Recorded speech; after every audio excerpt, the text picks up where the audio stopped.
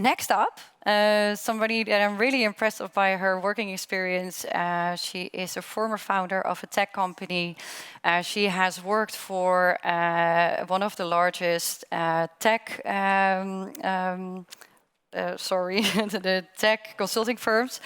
Now she is the culture and leadership director of TechLeap, and she helps tech teams with becoming high performance teams. During the week, she works with management teams and advise them. But during the weekend, she watch curly hair tutorials with her 13-year-old daughter. So please welcome Ingrid.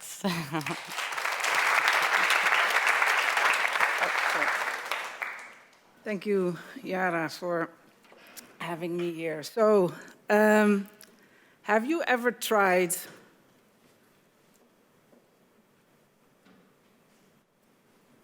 to convince someone to do something that seemed like an absolute no-brainer to you? You know, something good for humanity, like fighting climate change for future generations. Kind of a no-brainer, right? Or advocating for same-sex marriage. But the other party needed more facts and reasoning to buy into it. Recognize that? And have you ever felt kind of frustrated, not being able to come up with a more convincing argument than, but it's just the fair thing to do?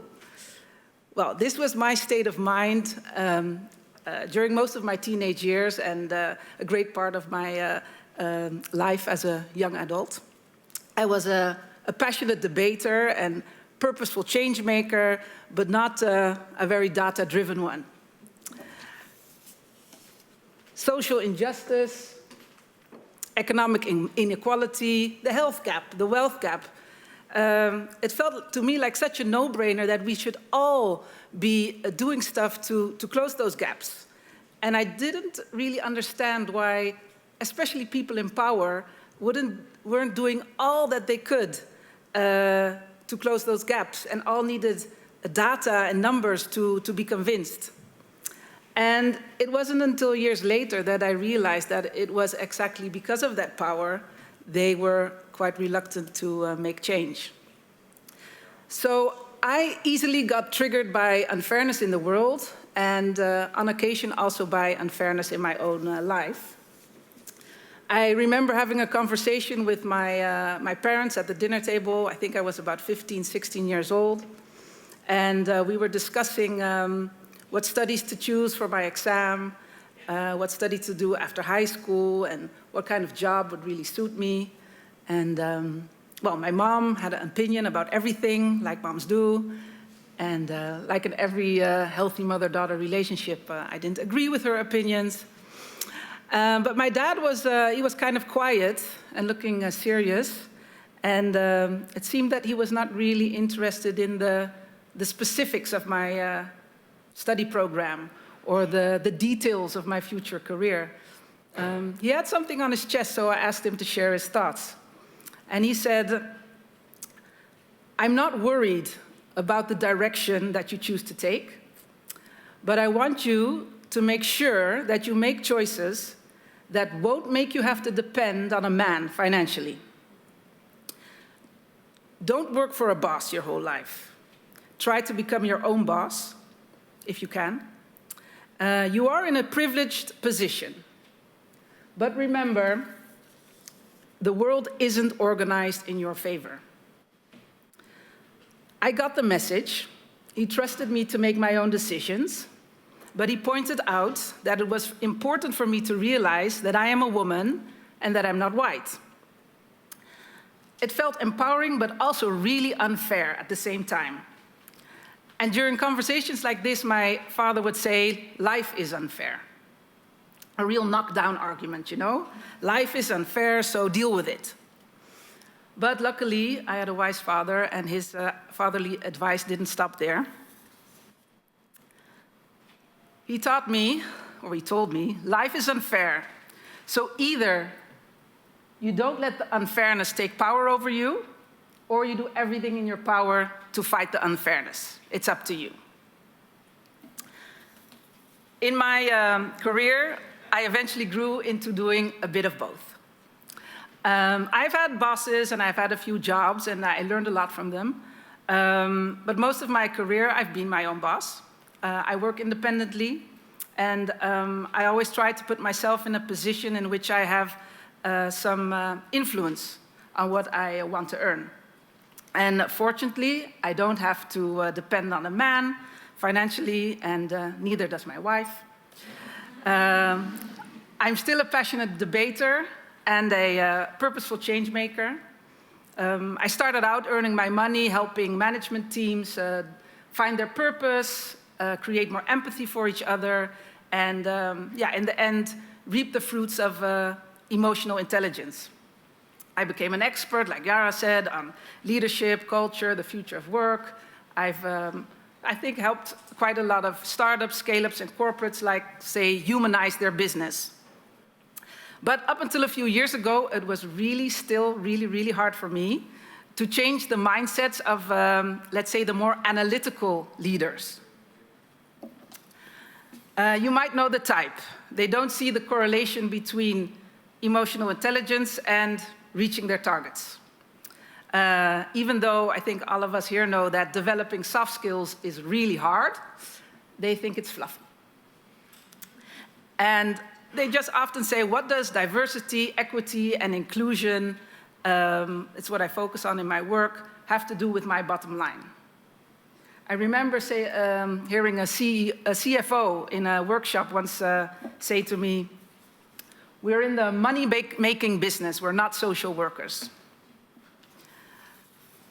So it wasn't until I ended up specializing in applied neuroscience and became an associate at the Neuro Leadership Institute that I learned how to convince even the most skeptical, analytical executive that diversity, equity, and inclusion has a brain-based business case. Equal pay is also a no-brainer, because at the end of the day, equal pay is DEI really put into practice. D, because diversity, it contributes to representation of various identities and differences. Equity, it's the practice of fair and equitable treatment, access and opportunity. And inclusion, because it's a real effort to create environments to respect and value all people. That's what equal pay is. So it is a practice, a DEI practice. So today, I want to share with you a science-backed, brain-based tool that helps me fight unfairness and gets people in power to join me. Because I think all of us here realize that, especially after your story, Sophie, the gender pay gap is real. And we should all be taking our responsibility to close it. And luckily, there are very concrete ways that we can do that. We, let's say today, are all on the same team, right? But wouldn't it be cool to be able to convince the more people in power, because we are also in power, that paying women fairly is not only just fair, it's also the smartest thing you can do as a leader. So first of all, let's start with painting a picture of an average leader in the Netherlands. Let's say it's a CEO, and, well, why not call him Peter? There are more CEOs named Peter in the Netherlands than there are female CEOs, so I think that name paints a picture, right? Peter is this is Peter. Peter is our analytical, fact-driven, ambitious leader. And on a day-to-day basis, his greatest challenge is to grow his business by realizing results. And Peter loves charts and spreadsheets, but he also understands he needs to engage people and that people need to be motivated to realize his desired results. We wouldn't call Peter a feminist, but that doesn't make him a bad guy. He has 2 daughters, he has a wife, he loves them very much, and he's all for equal rights, yeah? He does not deliberately not hire women, and it doesn't deliberately underpay him. I mean, if you've read Sophie's book, you've also heard, and she shared with us, that a lot of these decisions are made unconsciously. So Peter kind of supports equal pay from a personal standpoint. He believes it's a fair thing to do. But if Peter is absolutely honest with himself, he doesn't really see how fair pay directly concerns him or the growth of his business.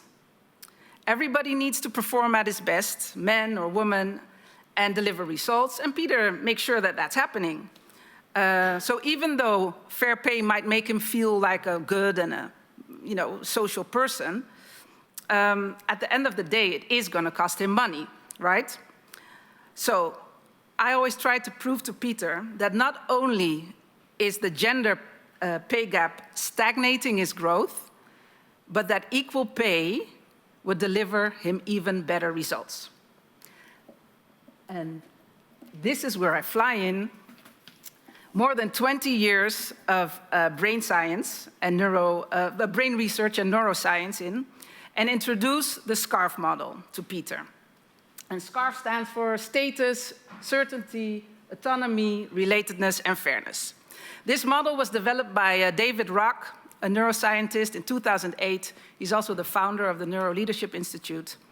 And it's a model that in a very simple way explains why a DEI practice, like equal pay, is so important to grow your business. It's a brilliant way of thinking about how social interactions, what people need at work from social interactions. So we can either trigger these domains and put people in a toward state, or we can take them away and put them in a threat state. The model is built on 3 central ideas. First of all, the brain treats many social threats and rewards with the same intensity as physical threats and rewards. So this fMRI scan shows that when a person experiences social distress, the same area in the brain is activated as when he or she experiences physical pain symptoms. The second thing is the capacity to make decisions, solve problems, and collaborate with others is generally reduced by a threat response and increased under a reward response. So a little bit of stress is good for us to perform, but when it starts to cost you energy, consciously or unconsciously, you are literally not able to think straight. We lose the ability to, let's say, use our prefrontal cortex. You might have heard of it. It's the part of the brain that it makes us different from animals. It makes us human. It makes us able to plan, think strategically, and be creative and innovative. And thirdly,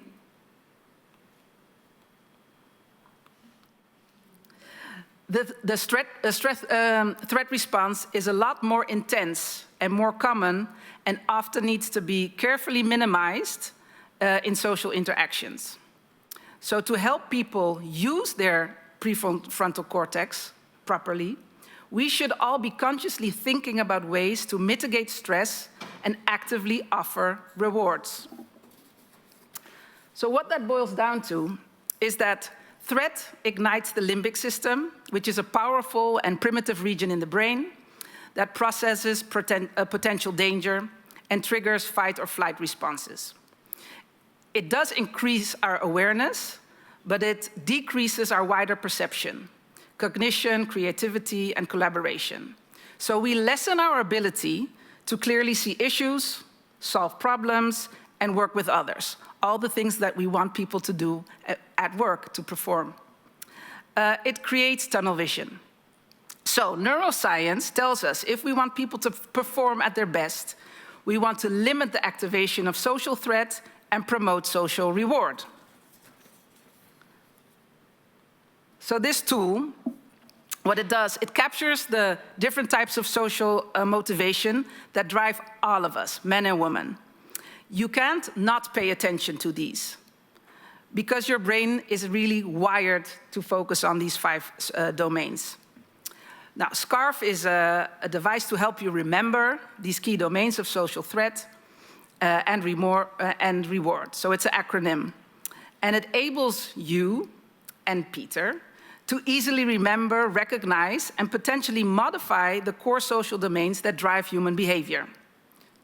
So now think about equal pay, or better yet, not being paid equally. Status is about relative importance to others. Am I respected and valued?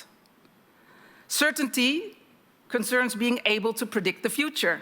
Am I in the loop? Autonomy provides a sense of control over events. Am I given choices and controls? Relatedness is a sense of safety with others. So a friend rather than a foe. Do I belong? And fairness, last but not least, is a perception of fair exchanges between people. Do I get the credit and opportunities that others do?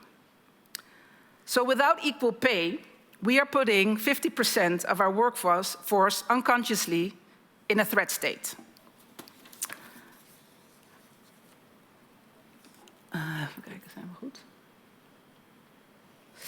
By actively contributing to closing the gender gap and implementing some of the suggestions that Sophie mentioned, Peter can touch all the social domains that put people in a toward state. Equal pay touches status. It shows that you value and respect women in your organization, especially in relation to men. Being transparent about salaries and having clear processes in place regarding promotion creates certainty.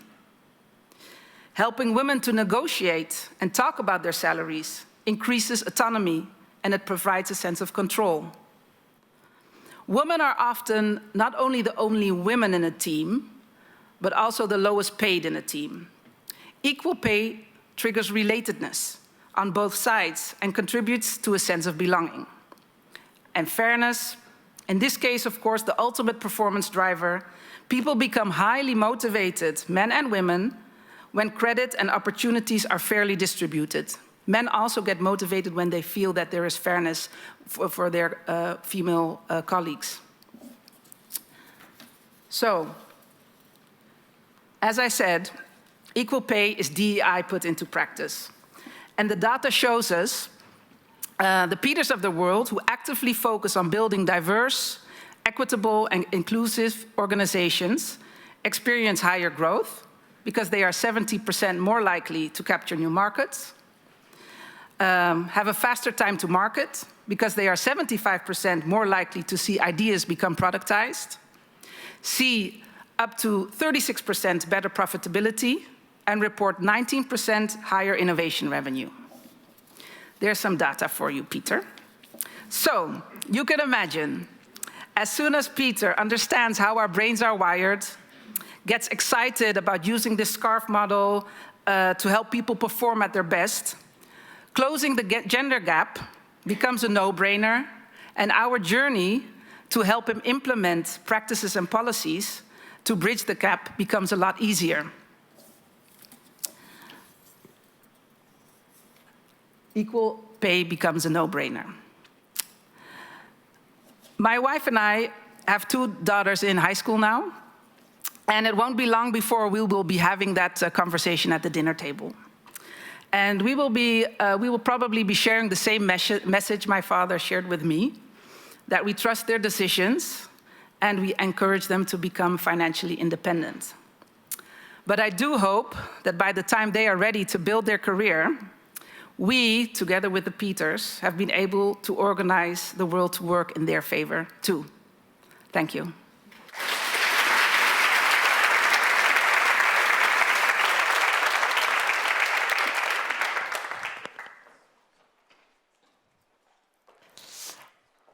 Well, not only on a professional level, you're very inspiring, but also your personal life is really inspiring. Thank you, Ingrid, for sharing your story with us.